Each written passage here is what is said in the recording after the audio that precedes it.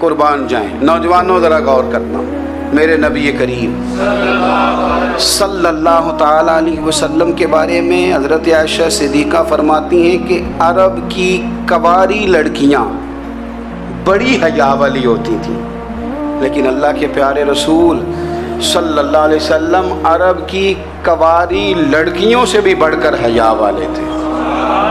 یہ ہمارے بچے مذاق میں ہمیں کئی دفعہ کہتے ہیں شادی کرا دو، شوگل میں کہہ دیتے، ابا کو کہہ دیتے ہیں، ابا کو نہیں منہ پہ آگے کہہ دیتے ہیں، کہتے ہیں یہ بڑا بھائی مصیبت بن گیا، یہ ہٹے گا تمہاری باری آئے گی۔ آپ کچھ ایسی باتیں کر رہے ہیں، کچھ ایسے انداز آپ اختیار کر رہے ہیں جو وزادار لوگ کرتے نہیں۔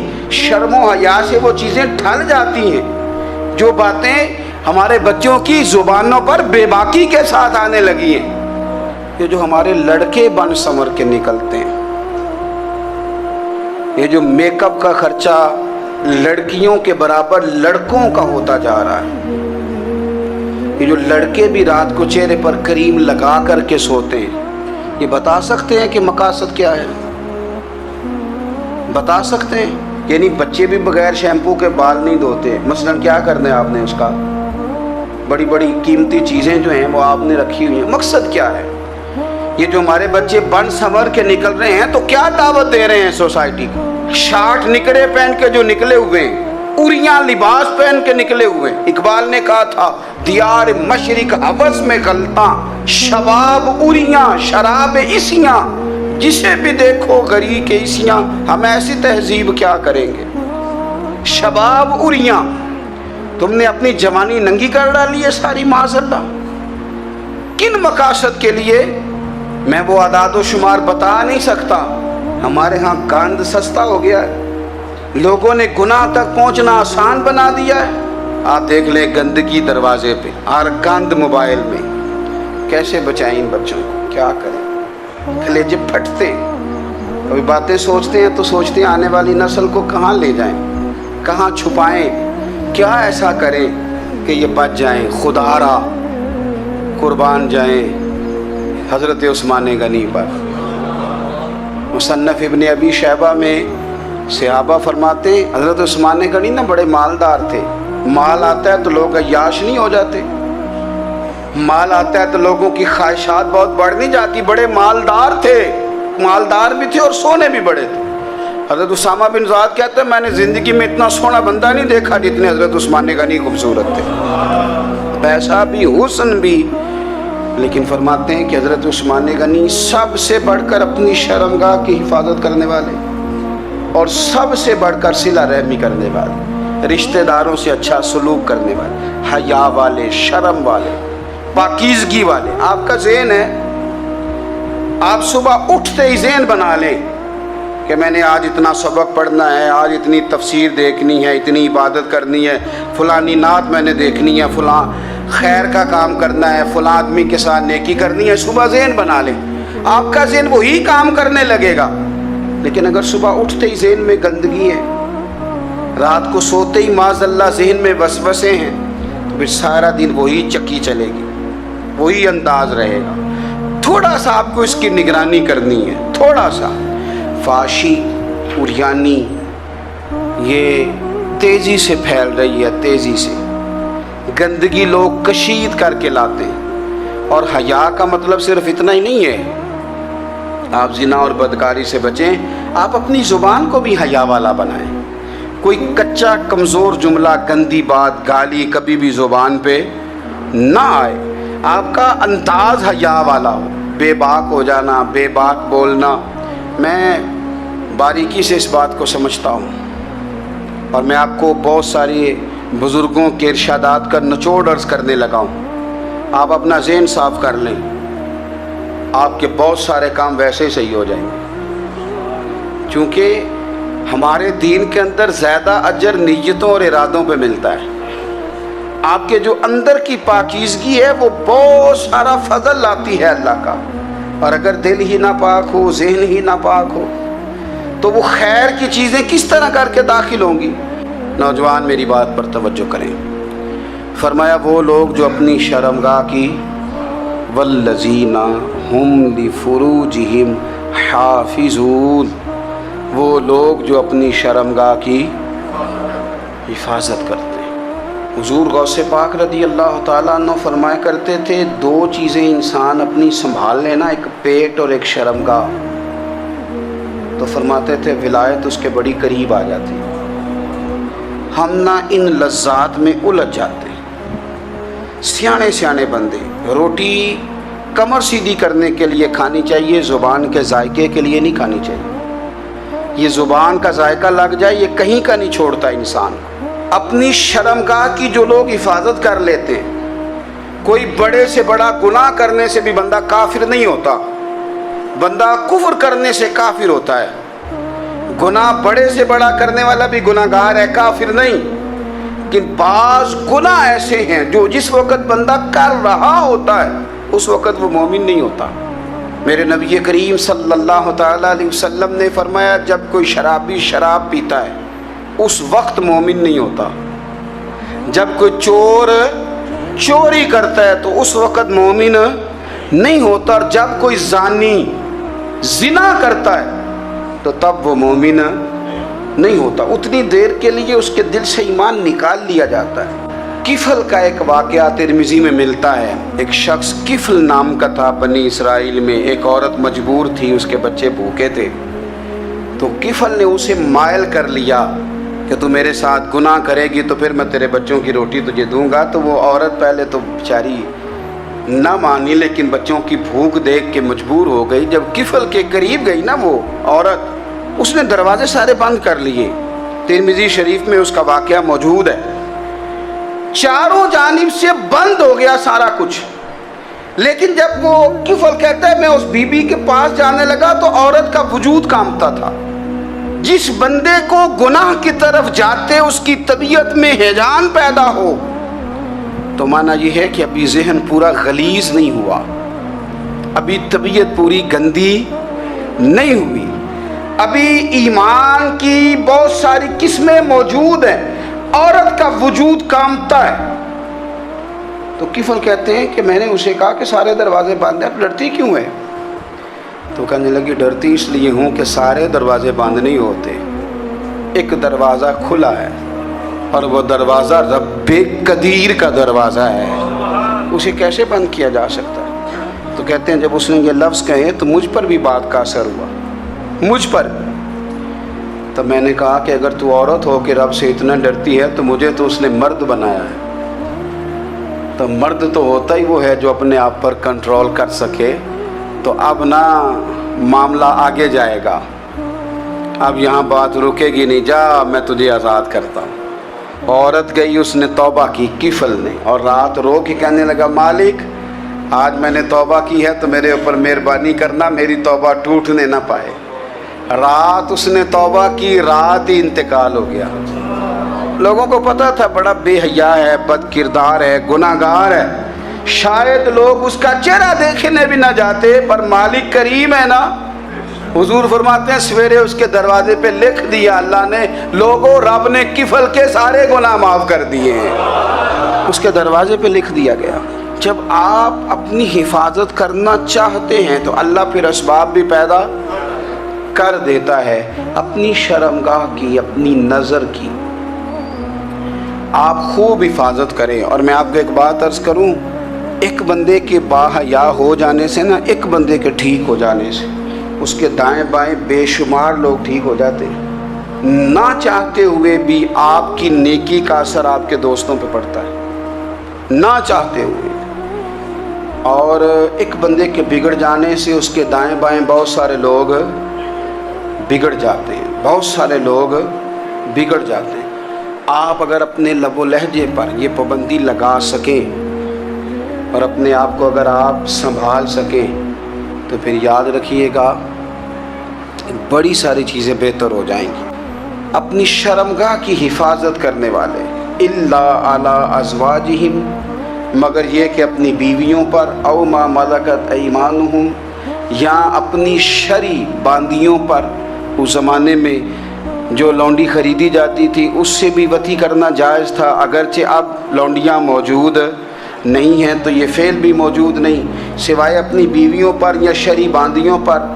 फ़इन्नहुम गैरु मलूमीन, फरमाया जो ये काम करे उस पर कोई मलामत नहीं है। अपनी बीवी के पास शरई तरीके से जाए या बांदी के पास जाए।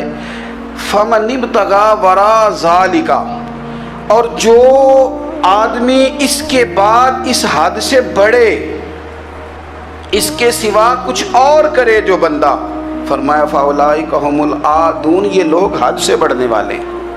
जो लौंडियों और बांदियों के अलावा, अपनी बीवियों के अलावा किसी और जगह गंदगी करें, ये हद से बढ़ने वाले, हदों को क्रॉस करने वाले लोग हैं। फिर इरशाद फरमाया वल्लज़ीना हुम ली अमानातिहिम व अहदिहिम राऊन, और वो जो अपनी अमानतों और अपने वादों की रियायत करते हैं, अमानतें अदा करते हैं, वादे पूरे करते हैं। और वो लोग जो अपनी नमाज़ों की हिफाजत करने वाले हैं, जिनमें ये खूबियाँ आ गई। मेरा रब फरमाता है नमाज में खुशू वज़ू हासिल हो गया, फजूलियात से बच गए, ज़कात अदा करने वाले बन गए, शर्मगाह की हिफाजत करने वाले बन गए, अमानतें अहद पूरे करने वाले बन गए, अपनी नमाज़ों के मुहाफिज हो गए।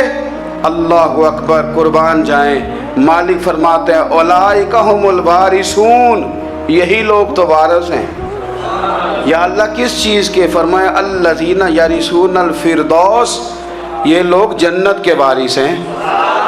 ये जन्नत के वारिस हैं ये लोग। हुम फीहा खालिदून, और फिरदौस से, जन्नत से निकाले नहीं जाएंगे, हमेशा ही जन्नत में रहेंगे। ये आयात अल्लाह का मुतालबा भी है।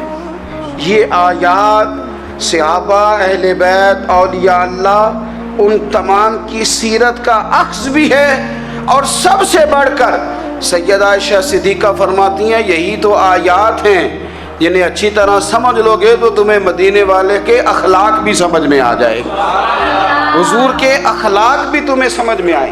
बड़े गौर के साथ सूरह मोमिनून की इन इब्तिदाई आयात पर गौर करना चाहिए। रब फरमाता है कद अफ़लहल मोमिनून, तहकीक मोमिन कामयाब हो गए।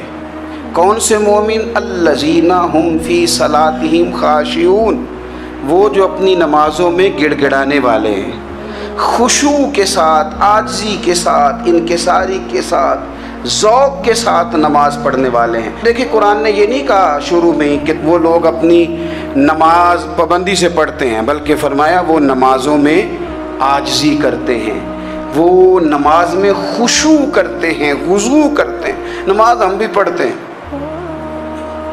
ढेर सारे लोग हैं जिनका ये मुतालबा है कि मेरा नमाज में दिल ही नहीं लगता। पहली बात तो ये है कि दिल ना भी लगे तो नमाज फिर भी पढ़नी है। और दूसरी बात ये कि दिल लगाने को भी तो कुछ इंसान के पास चीज़ें होनी चाहिए ना, कोई ज़रूरियात होती हैं। सबसे पहली बात ये कि मसला नमाज का नहीं, मसला अहमियत का है। आपने अल्लाह तबारक व तआला की ज़ात की, रब करीम के जलालत की जितनी ज़्यादा अहमियत अपने दिल में महसूस कर ली, उतना ही नमाज की तरफ तवज्जो आपकी बढ़ जाएगी। आप सादी सी मिसाल है, गौर कर लें। जितना आप अपने उस्ताद को प्रोटोकॉल देते हैं, जितनी इज्जत करते हैं, उतना ही वक्त पे आप उनके पास पहुंच भी जाते हैं। अगर आपके दिल में अहमियत नहीं है तो आप टाल देंगे। और जिस उस्ताद की अहमियत है उसके फ़ोन की घंटी बजते ही फ़ोन भी उठाया जाएगा, और बात पूरी मुकम्मल भी नहीं होगी तो कहा जाएगा जैसे आप कहेंगे। और जो वक्त वो देंगे उनसे 10 मिनट पहले पहुंचने की कोशिश भी की जाएगी। बस समझ लें दिल लगने ना लगने का मसला नहीं, अहमियत का मसला है। आप जितनी अपने मालिक की बारगाह की अहमियत समझ लेंगे, उतना ही वक्त पे मस्जिद आएंगे, उतना ही शौक़ से नमाज पढ़ेंगे। दूसरी बात, नमाज के तर्जुमे पे गौर करें। आप यकीन करें अगर नमाज का तर्जुमा हमें आ जाए ना तो हमें तो यूँ लगे कि हम तो अपने मालिक की बारगाह में अर्ज़ो मारूज़ करने हाजिर हुए हैं। ये सूरह फातिहा ही देख लें आप। हुजूर फरमाते हैं, रब फरमाता है सूरत फातिहा आधी मेरी है आधी मेरे बंदे की है। जब उसने कहा अल्हम्दुलिल्लाह रब्बिल आलमीन अर्रहमानिर रहीम मालिकी यौमिद्दीन इय्याका नअबुदु व इय्याका नस्तईन, जब यहाँ तक वो लफ्ज़ कहता है तो ये हिस्सा मेरा था। उसने अपने रब की तारीफ़ की। और जब कहा ना उसने इहदिनस सिरातल मुस्तकीम, اب بندے نے التجائیں شروع کر دی. اس نے کہا کہ مالک بھی تو ہے, رحمان بھی تو ہے, رحیم بھی تو ہے, عبادت بھی تیری کرتے ہیں تو مدد بھی تو تجھی سے مانگنی ہے نا. اب مہربانی فرمانا اہدنا الصراط المستقیم, ہمیں سیدھا راستہ دکھا دے. صراط الذین انعمت علیہم, ان لوگوں کا راستہ دکھانا جن پر تو نے انعام کیا ہے. غیر المغضوب علیہم ولا الضالین, ان کے راستے پہ نہ چلانا جن پر تیرا غضب ہوا, جو گمراہ ہو گئے ان کے راستے. تو نماز میں جب ترجمے پر آپ کا غور ہوتا ہے تو آپ کا تو دل خود بخود لگ جاتا ہے, شوق بڑھ جاتا ہے آپ کا.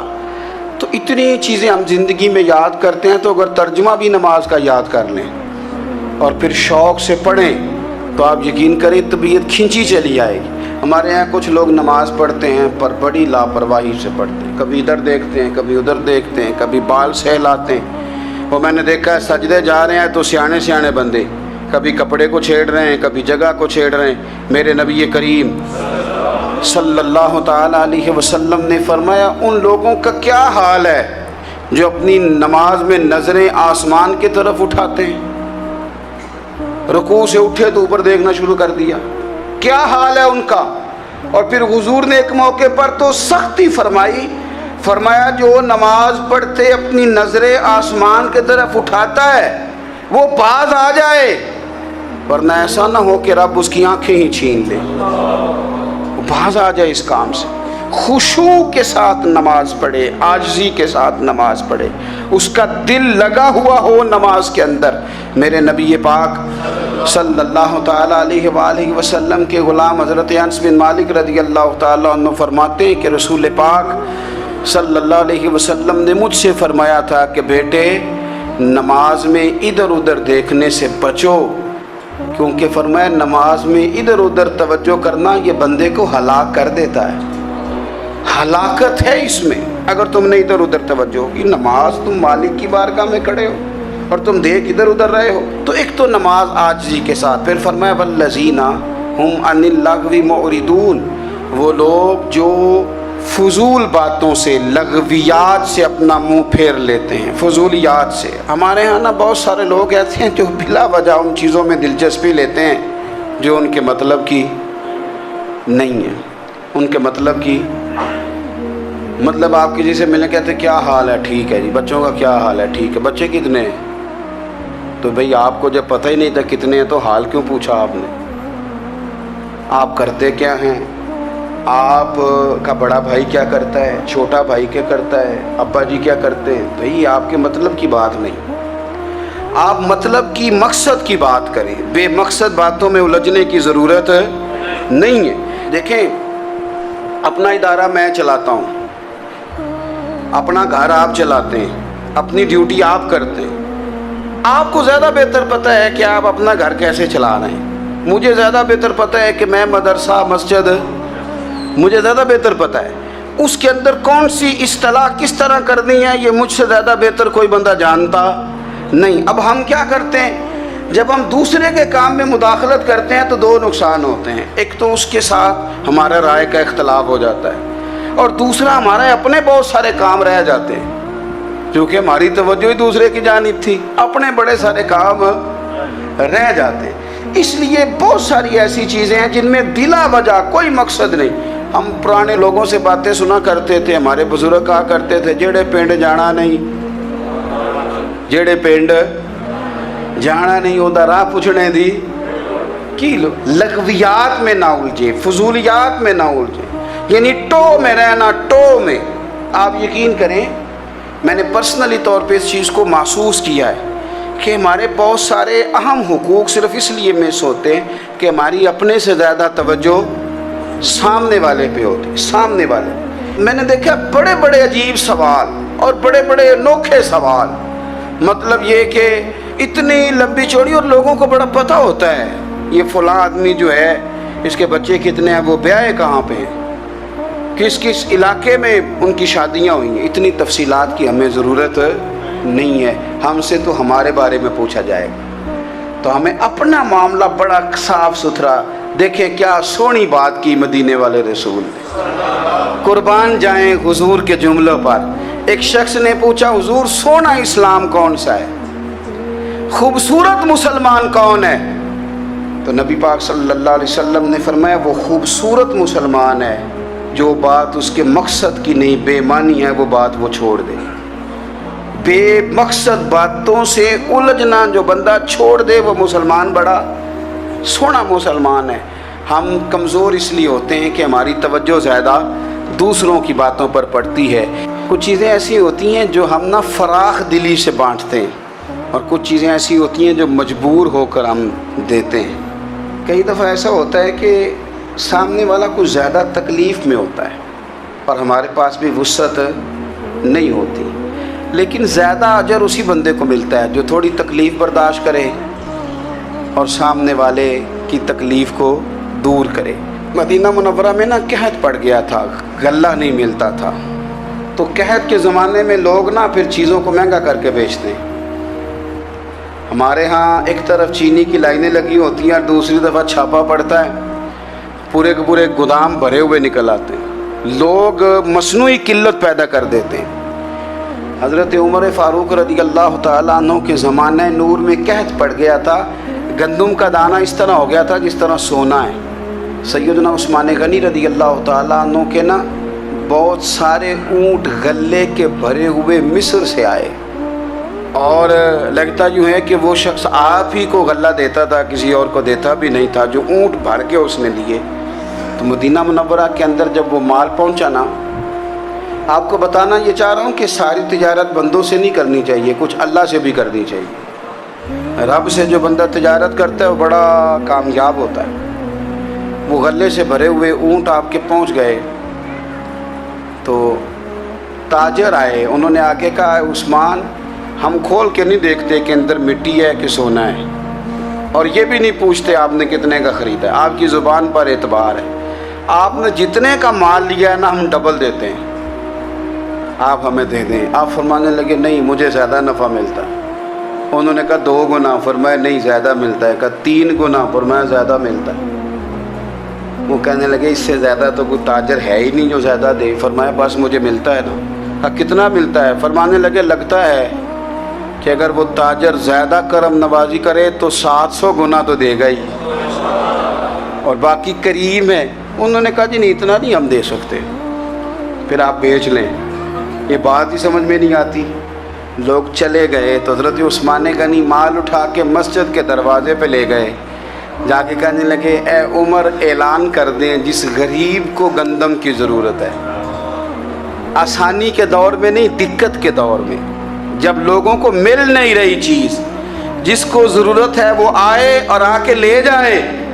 جب جناب عثمان غنی کے اس غلے کا اعلان ہوا تو تاجروں کو اب مسئلہ سمجھ میں آیا کہ یہ 700 گنا کو بندہ نہیں دے رہا، یہ رب کریم عطا فرما رہا ہے۔ میرے عزیز کچھ سودے رب کے ساتھ بھی کریں۔